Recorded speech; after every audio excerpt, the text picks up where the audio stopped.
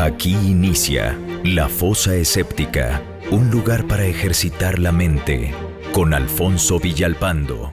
Hola, esta es la tercera parte de la serie de videos donde estamos revisando los 12 argumentos del escritor y ateo francés Sébastien Fauré, en donde prueba sin lugar a dudas la inexistencia de Dios. En este video veremos el argumento 3 y el 4. Pero como ya es una tradición, les recuerdo suscribirse al canal y activar las notificaciones. Y los invito a integrarse a la gran comunidad atea que estamos formando en Facebook. Para que lo hagan, les dejo la liga en la descripción de este video.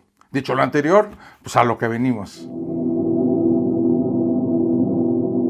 ¿Lo imperfecto puede producir algo perfecto? Estoy completamente seguro de que el creyente religioso responderá negativamente a esta pregunta. Lo perfecto es lo absoluto, lo imperfecto lo relativo. Enfrente de lo perfecto, que significa todo, lo relativo, lo contingente, no significa nada. No tiene valor, se eclipsa. Y por lo tanto, pues no hay nadie capaz de establecer ninguna relación entre ambos conceptos. A fuerza sostenemos la imposibilidad de evidenciar, en este caso, pues la rigurosa concomitancia que debe existir entre la causa y el efecto.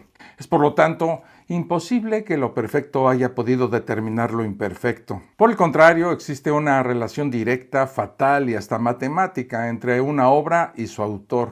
Por la producción se conoce el valor intelectual, la capacidad, la habilidad del sabio, del pensador, del obrero, del artista, así como por la calidad del fruto se distingue al árbol que lo produce. La naturaleza es bella.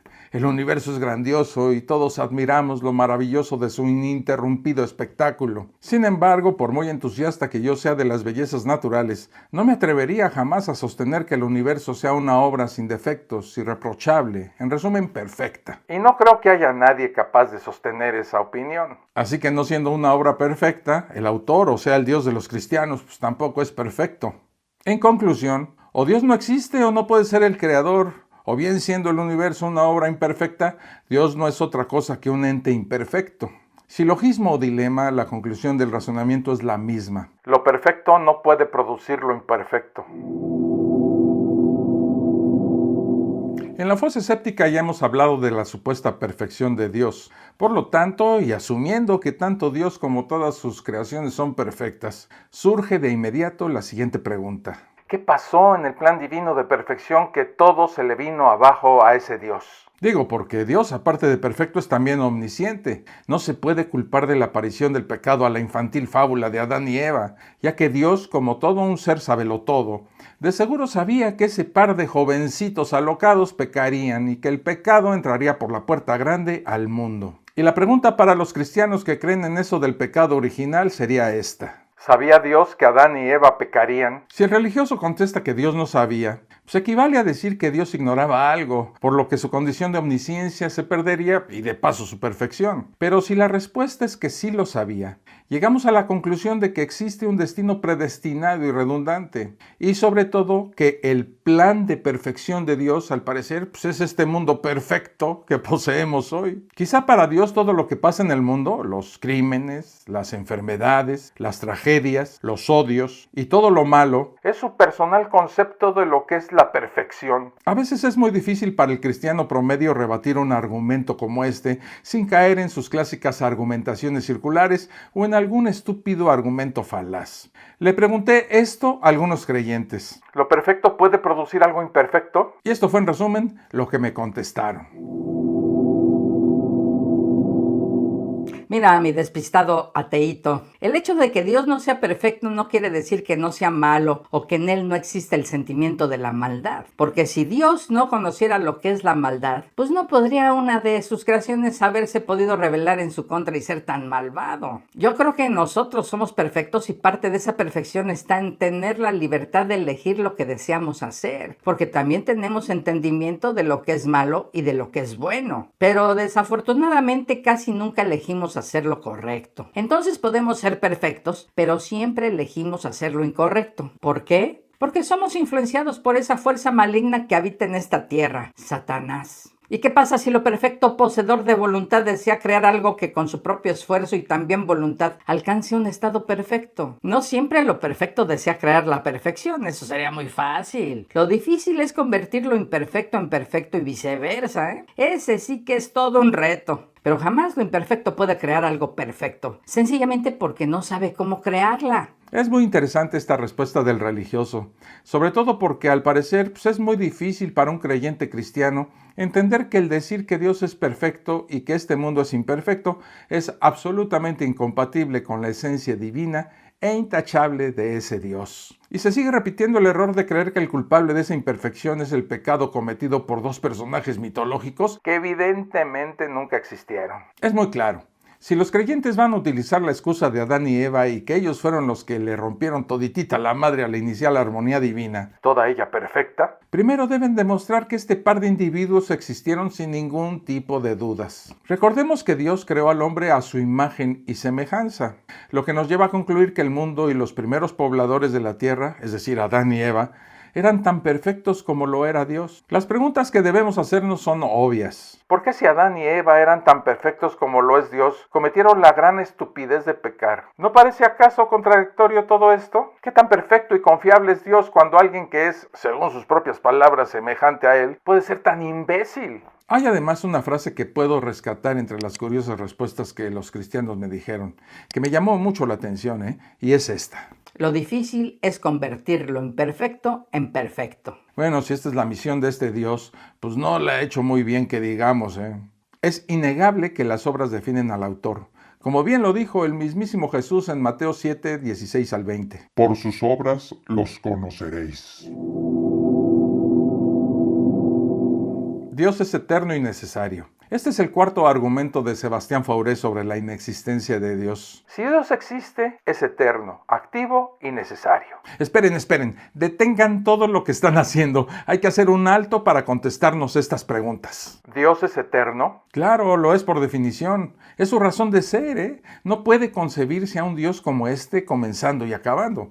No puede haber aparición ni desaparición. Es de siempre y para siempre. ¿Es Dios un ser activo? Por supuesto que lo es y no puede dejar de serlo, puesto que su actividad se ha afirmado por la acción más colosal y majestuosa que se puede uno imaginar, la creación del universo. Por lo menos es lo que dicen sus atarantados seguidores. ¿Es Dios un ser necesario? Sin lugar a dudas lo es y no puede dejar de serlo, pues sin su voluntad no existiría todo, puesto que es el autor de todas las cosas, el punto inicial de donde todo salió, la fuente única y primera de donde todo emana, puesto que es suficiente en sí mismo, ha dependido de su sola voluntad que todo sea o que no sea nada. Por lo tanto, es eterno, activo y necesario. Punto.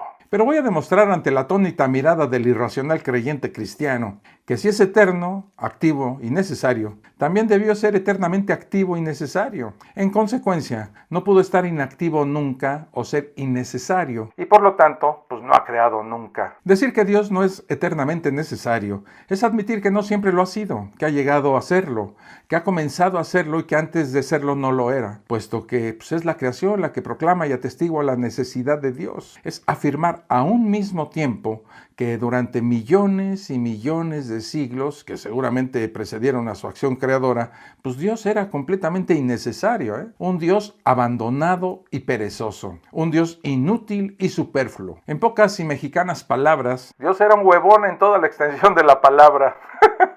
Hay que admitir que Dios es en todo tiempo activo y necesario, pero entonces no pudo haber creado desde el momento en que la idea de la creación implica de manera absoluta la idea de principio, de origen. Una cosa que empieza no ha existido siempre, existió necesariamente un tiempo en que antes de ser, no era, y corto o largo, este tiempo fue el que precedió a la cosa creada. Es imposible suprimir este impecable razonamiento. De esto resulta que o Dios no fue eternamente necesario y solo llegó a serlo por la creación, y si es así, resulta que le faltaba a ese Dios antes de la creación sus dos atributos, o sea, la creatividad y la necesidad. Era un Dios incompleto, era solo un pedazo de Dios y tuvo la necesidad de crear para llegar a ser activo y completo y ser un Dios completo, o bien Dios es eternamente activo y necesario, y en este caso ha creado eternamente permanente. La creación es eterna, el universo no ha comenzado jamás, existió en todo tiempo, es eterno como Dios. Es Dios mismo con el cual se confunde. Siendo así, el universo no ha tenido principio alguno, no ha sido creado. Así pues, en el primer caso, Dios antes de la creación no era ni activo ni necesario, estaba incompleto, es decir, era imperfecto, y por lo tanto no existía. O bien, en el segundo caso, siendo Dios eternamente activo y eternamente necesario, no pudo llegar a serlo y no pudo haber creado nada.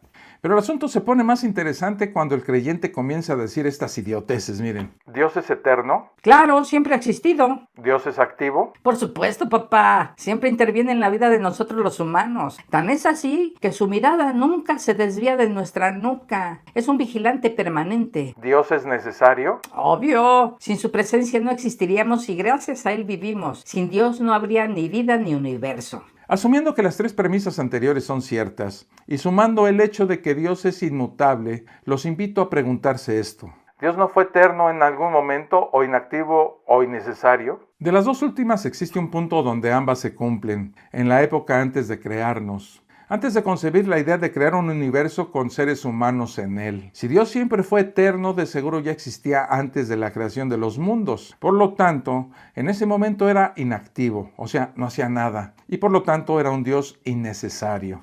Si aún no existíamos, no era de utilidad, por lo que se rompe mucha de su esencia elemental y básica. Y claro, estamos asumiendo que siempre fue eterno. No es conveniente para los creyentes caer en la polémica que generan estas dos preguntas. ¿Qué hacía Dios antes de crear el universo? ¿Quién creó a Dios? Esta última pregunta a mí me parece demasiado abstracta, ¿verdad? Ilógica y absurda para detenerme a contestarla en este video. Y podría contestar a la primera pregunta así. No sabemos qué hacía Dios antes de crear el universo. La Biblia no nos lo cuenta. Lo cual me parece muy curioso, ya que la Biblia debería ser la mejor manera de comprender y conocer a Dios. La Biblia nos dice de manera muy surrealista y confusa que Dios antes de crearnos estaba en una especie de paraíso, rodeado de ángeles, hijos y espíritus santos. Me imagino que también Jesús andaba por ahí practicando cómo convertir el agua en vino o ensayando toda la crucifixión. Ahora viene lo más interesante de todo este lío. ¿Qué acontecimiento pudo haber ocurrido para que el todopoderoso Dios, casi muerto de aburrimiento, se haya puesto a crear universos y seres humanos después de no haberlo hecho durante millones y millones de años? ¿Por qué cambió de parecer y de repente le dio por sentir una imperiosa necesidad de rodearse de seres humanos si supuestamente es inmutable? ¿O es que Dios necesitaba de criaturas humanas para que lo adoraran? ¿Ese Dios es un niño travieso y juguetón con necesidades mundanas pecaminosas? Para finalizar este video, pues déjenme decirles que este Dios que ustedes se han inventado se parece muchísimo a nosotros los seres que supuestamente Él creó. Bueno, pues ahí les dejo esta piedrita en el zapato. Con esto termina este video. Espero que haya sido de tu utilidad. Nos vemos en el próximo. Un abrazo. Esto fue La Fosa Escéptica, un lugar para ejercitar la mente, con Alfonso Villalpando.